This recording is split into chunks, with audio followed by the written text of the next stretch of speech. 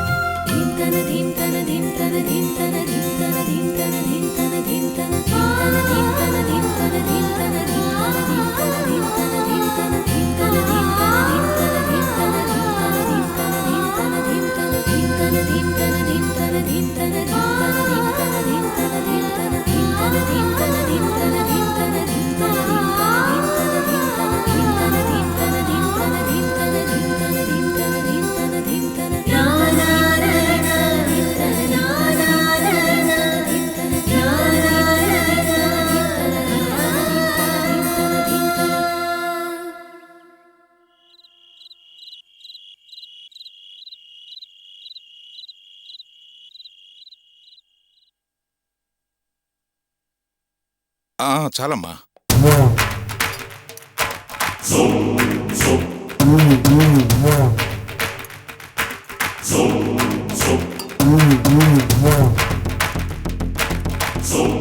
మంచినీళ్ళు తాగండి.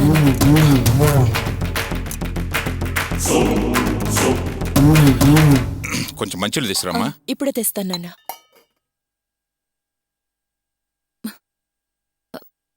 మావయ్య, అర్చన పెళ్లి విషయం గురించి మీరే నిర్ణయం తీసుకున్నారో నాకు చాలా టెన్షన్గా ఉంది. మంచి నిర్ణయమే తీసుకున్నానమ్మా. మీ సంబంధం మాకిష్టమేనని గోపి వాళ్ళ పెదనాన్నతో చెప్పేశాను. పులిసేనా మావయ్య? తర్వాత వేసుకుంటానమ్మా.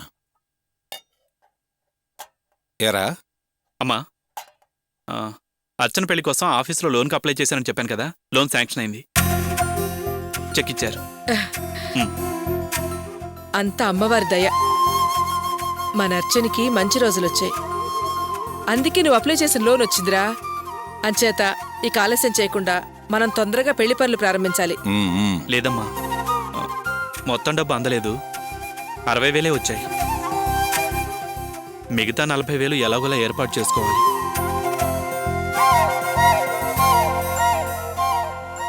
వినోద్, నువ్వెలాగైనా డబ్బు ఏర్పాటు చేయగలుగుతావా? ఒకవేళ కావాలంటే నేనేర్పాటు చేస్తానండి. మా ఆఫీసులో లోన్ తీసుకునిస్తాను. నీ సహాయం మాకేం అక్కర్లేదు. నా చెల్లెలి పెళ్లి ఎలా చేయాలో నాకు బాగా తెలుసు. ఇంత డబ్బు రెడీ చేసిన నాకు మిగతా డబ్బు రెడీ చేయడం పెద్ద విషయం కాదు. ఏంటండి, ఎప్పుడు నన్ను వేరు చేసి మాట్లాడుతున్నారు? మా అమ్మ దగ్గర నుంచి నగలు అవి తెస్తానంటే వద్దు అన్నారు. సరే, అందులో న్యాయం ఉంది కదా అని ఒప్పుకున్నాను. ఇప్పుడు నా ఆఫీస్లో లోన్ అడిగి తెస్తానన్నా కూడా వద్దు అంటున్నారు. ఇదే న్యాయం? మీరే చెప్పండి. ఇలా చూడు, నీ దగ్గర డబ్బులు తీసుకుని మా చెల్లెలు పెళ్లి చేయాల్సిన కర్మ మాకు పట్టలేదు, అర్థమైందా?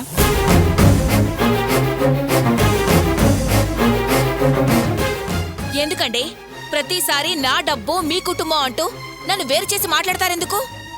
నేను ఈ ఇంటి కోడల్ని, ఈ కుటుంబంలో ఓ వ్యక్తిని. ఈ కుటుంబంలో జరిగే ప్రతి మంచి చెడుల్లో నాకు బాగా ఉంది. నేను తెచ్చే జీతం డబ్బులు మాత్రం కావాలి కానీ మీ చెల్లెలి పెళ్లికి నేను ఆఫీస్లో లోన్ తీసుకొని వచ్చిస్తానంటే మాత్రం వద్దు.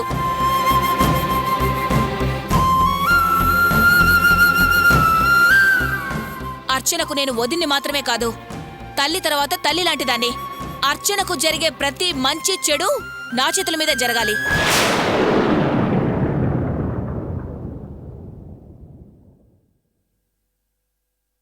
కానీ మీరేమో ఎప్పుడు చూసినా నా కుటుంబం, నా చెల్లెలు, నా మనుషులు అంటూ ఏవేవో మాట్లాడుతూ ఉంటారు. ఏ అర్చన నా ఆడబడుచు కాదా? తన మంచి చెడులు చూసుకోవాల్సిన బాధ్యత నాకు లేదా?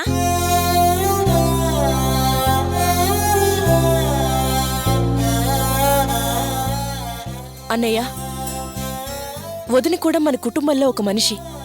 తన్నెందుకన్నయ్య వేరు చేసి మాట్లాడతావు? వదిన చెప్పినట్టు పుట్టింట్లో అమ్మ తర్వాత వదినే కదా నాకన్నీ. తనెంతో ఆశగా ప్రేమగా నా పెళ్లికి సాయం చేస్తానంటే ఇలా వద్దు అనడం భావ్యం కాదు. అవునరా వినోద్, జయంత్ అన్న దాంట్లోనూ న్యాయం ఉంది.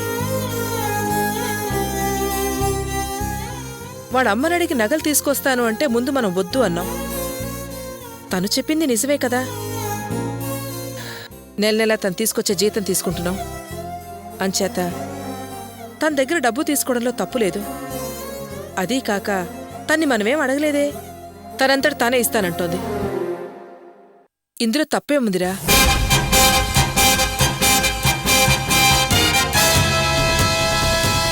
చూడమ్మా జయంతి, వినోద్ ఏమీ అనుకోడు.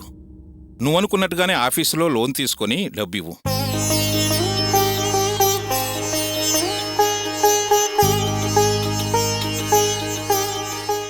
సరే మోయా, రేపే నేను లోన్కి అప్లై చేస్తాను.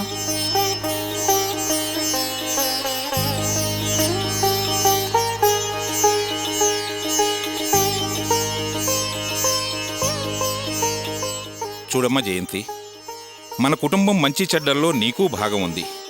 అందువల్ల నువ్వెవరికి ఏ సహాయం చేయాలనుకున్నా నిస్సంకోచంగా చేయొచ్చు.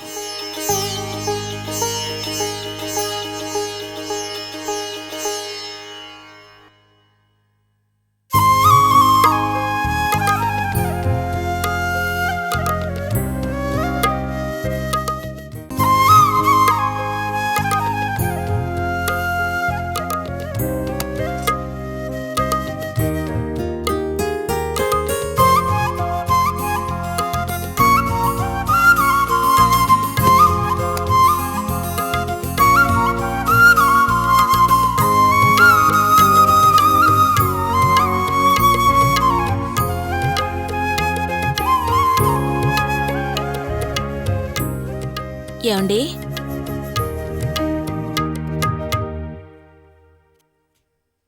ఏమండి, ఈ పాలు తాగి ఆ తర్వాత లెక్కలు చూసుకోండి.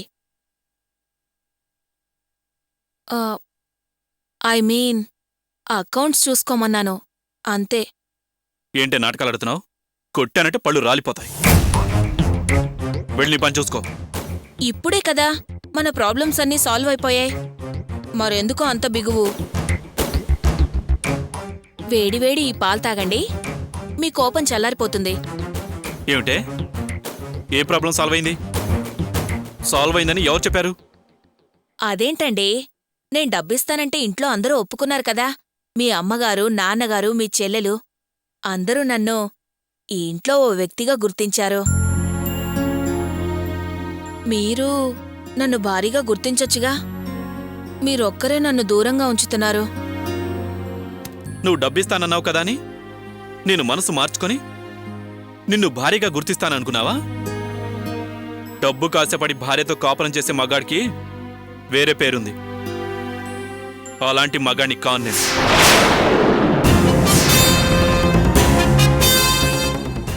నువ్వు అర్చన పెళ్లికి డబ్బు సాయం చేస్తున్నందుకు మా అమ్మా నాన్న నిన్ను కోడలుగా గుర్తించొచ్చు. నా చెల్లెలు అర్చన నిన్ను వదినగా గుర్తించొచ్చు. నేను మాత్రం నిన్ను భారీగా గుర్తించడం జరగదు. రమ్య కోసం నిన్ను తిరిగి ఇంట్లోకి రానిచ్చాను. ఈ బెడ్రూంలోకి రానిచ్చింది కూడా రమ్య కోసమే. డబ్బుతో నా మనసు మార్చాలని చూడకు. నేను ఆ రోజు చెప్పిందే ఈ రోజు చెప్తున్నాను. బయట ప్రపంచానికి మాత్రమే మనం భార్యాభర్తలం. ఈ 4 గోడల మధ్య నువ్వెవరో నేనెవరో. భార్యాభర్తల బంధం మనిద్దరి మధ్య కేవలం మాటలోనే, జీవితంలో ఉండదు.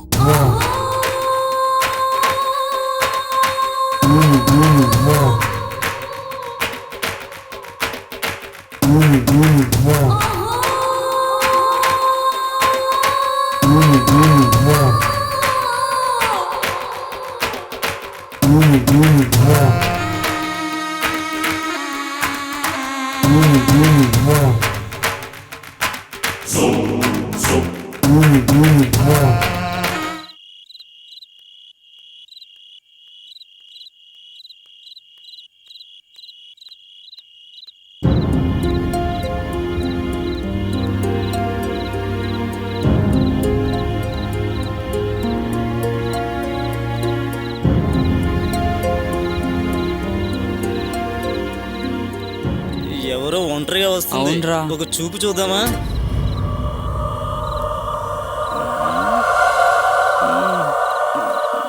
ఓకేనా?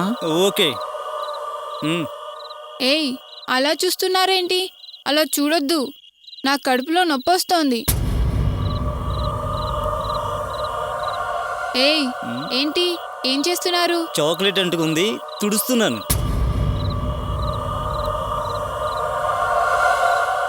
ఏయ్, ఏం చేస్తున్నారు? చాక్లెట్ అంటుంది కదా, తుడుస్తున్నాను. నాకు ఐస్ క్రీమ్ కొనిపిస్తావా? ఐస్ క్రీమే కదా, కొనిస్తాం. ఆ, ఇంకా షాపులు తీయలేదు. గ్రౌండ్లోకి వెళ్ళి ఆడుకుందామా? ఆడుకున్న తర్వాత నిజంగా ఐస్ క్రీమ్ కొనిపిస్తావా? డెఫినెట్గా తప్పకుండా 10 ఐస్ క్రీమ్ కొనిస్తాం. 10 ఐస్ క్రీమ్లా? నిజంగా నాకేనా? మీకే. తప్పకుండా 10 ఐస్ క్రీమ్ కొనిపిస్తావు కదా? తప్పకుండా కొనిస్తాను. అమ్మో, 10 ఐస్ క్రీమ్లు నాకే? రండి వెళ్దాం. పదరా. పదరా.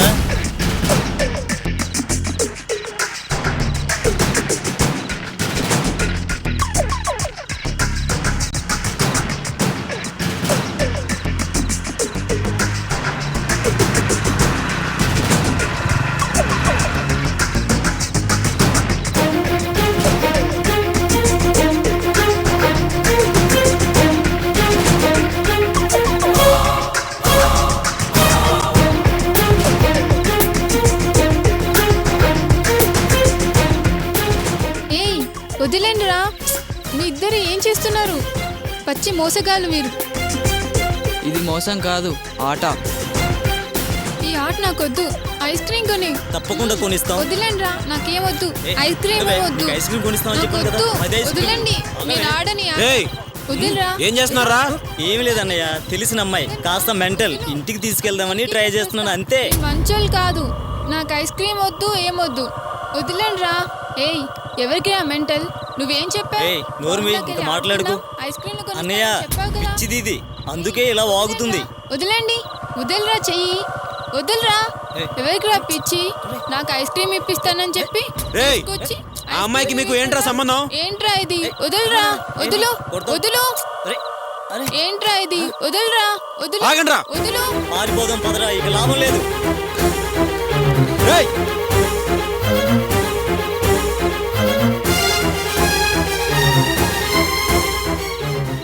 10 ఐస్ క్రీమ్లు కొనిస్తానన్నారు. వాళ్ళని ఎందుకు తరింకొట్టావు? ఐస్ క్రీమ్ నేను కొనిస్తానమ్మా. మీ ఇల్లు ఎక్కడో చెప్పు. ఇల్లు ఇల్లు ఇల్లు ఎక్కడుంది? మా ఇల్లు మా ఇల్లు మా ఇల్లు ఎక్కడుంది? మా ఇల్లు ఎక్కడుందో తెలీదు. ఎక్కడుంది?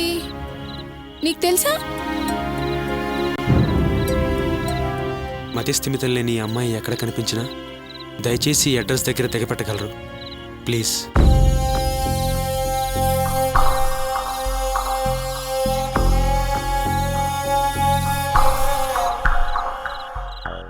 ఇలా చూడమ్మా, మీ ఇల్లు ఎక్కడుందో నాకు తెలుసు. నాతో రమ్మా, నేను దింపుతాను. Ice cream కొనిస్తావా? తప్పకుండా కొనిస్తానమ్మా, రా. తప్పకుండా? తప్పకుండా. ప్రామిస్? ప్రామిస్ అమ్మా, నాతో రా.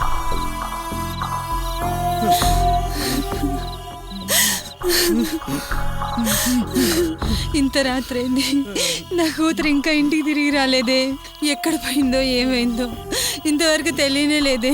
భగవంతుడా, నా కూతురు ఇంటికి క్షేమంగా వచ్చేలా చేయి తండ్రి. రోజు మీ అమ్మాయి ఎక్కడెక్కడ తిరిగేదో ఆ చోట్లని వెతికి చూసారా? అన్ని చోట్ల వెతికి చూసామమ్మా, ఎక్కడా కనిపించలేదు.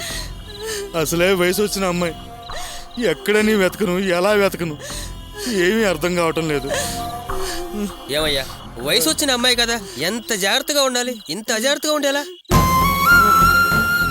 మేము బాధ్యతగానే చూసుకున్నామండి. మేడ మీద ఆరేసిన బట్టలు తీసుకొద్దామని వెళ్ళాను. ఆ సమయం చూసి ఎక్కడికో వెళ్ళిపోయింది. ఇలా 2 సార్లు కనిపించకుండా వెళ్ళిపోయింది. కానీ తనే తిరిగి వచ్చింది. ఈసారి ఏమైందో తెలియలేదు. దేవుడా, నా బిడ్డని భద్రంగా ఇంటికి చేర్చు తండ్రి. ఇక్కడే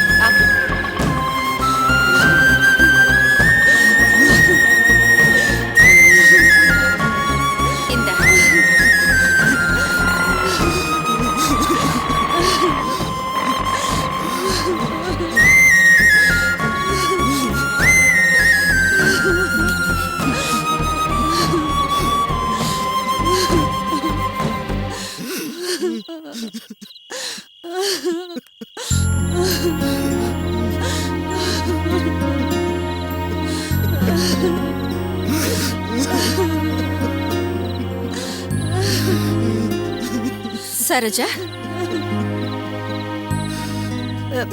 మీ అమ్మాయి గురించి ఏమైనా తెలిసిందా? తెలియలేదక్క. పోలీస్ కంప్లైంట్ ఏమైనా ఇచ్చారా లేదా? లేదక్క. ఏంటమ్మా ఇది? మతిస్థిమితం లేని అమ్మాయిని రోడ్డు మీద వదిలేసి ఇంత కేర్లెస్ గా ఉంటే ఎలా? ఈ రోజుల్లో మంచుకున్న అమ్మాయిలే ఇల్లు వదిలేసి వెళ్ళిపోతే కళ్ళల్లో ఒత్తులేసుకొని చూస్తున్నావు. మీ అమ్మాయిని చూస్తే మతిస్థిమితం లేని అమ్మాయి, చూడ్డానికి చక్కగా ఉంటుంది. పోలీస్ కంప్లైంట్ ఇవ్వండి ముందు.